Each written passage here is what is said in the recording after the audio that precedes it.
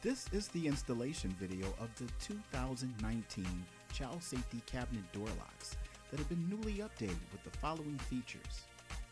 Now you have the option of adding or not adding the included cross beams. The adhesive side is much more secure with a stickier glue. Each latch is longer in length to give you more finger space. And now, before we begin, make sure the area that you're adding the latch to has been thoroughly cleaned. Installation is very simple and only requires a latch and a pencil. Simply add the pencil to the cabinet, close the door until it meets the pencil, open the door and maintain the pencil's position. Mark the area where the pencil was. Grab the latch, peel back the sticky side, and apply to the marked area. Be sure to apply pressure. Now, close the cabinet. Your cabinet is safely locked.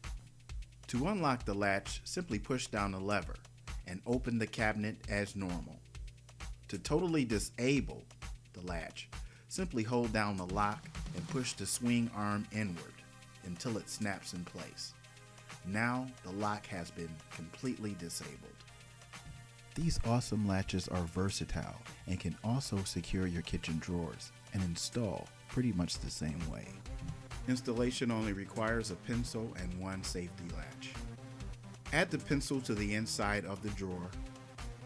Open the drawer and maintain the pencil's position. Be sure to mark the area where the pencil was.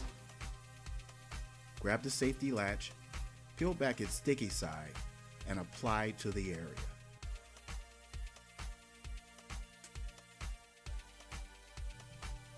Don't forget to add pressure. Close the drawer.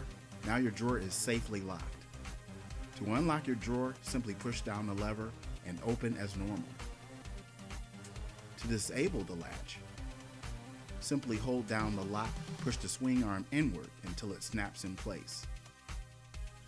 Now your drawer lock has been disabled.